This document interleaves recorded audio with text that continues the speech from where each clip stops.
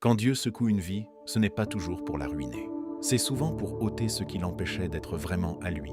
William Branham explicite cela dans La purification du monde par le feu, 164. Donc, la charpente de l'ancien monde n'a pas été détruite par l'eau. Le monde a seulement été lavé. C'est comme ça qu'il a eu son baptême. Il a été baptisé. 165 de même, la charpente restera, même s'il est détruit par le feu. Celui-ci ne détruit pas la terre.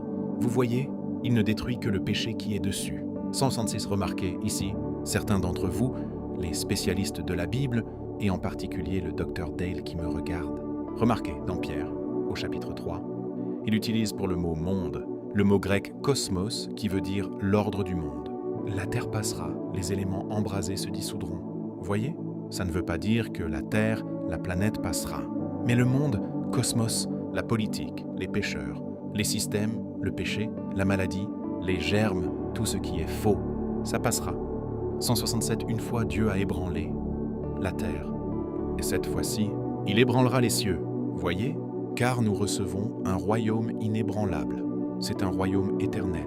Regardez bien comment il l'aborde.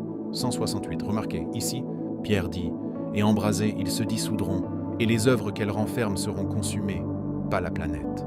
Les œuvres qu'elles renferment, les œuvres des hommes, tous leurs politiciens, avec leurs machinations, et toutes leurs dénominations et leurs machinations humaines, tout ça, ça partira avec quand ça brûlera. » Ce message est tiré de « La demeure future de l'époux céleste et de l'épouse terrestre », sous-prêché le 02 août 1964 par le révérend William Marion Branham, Voice of God.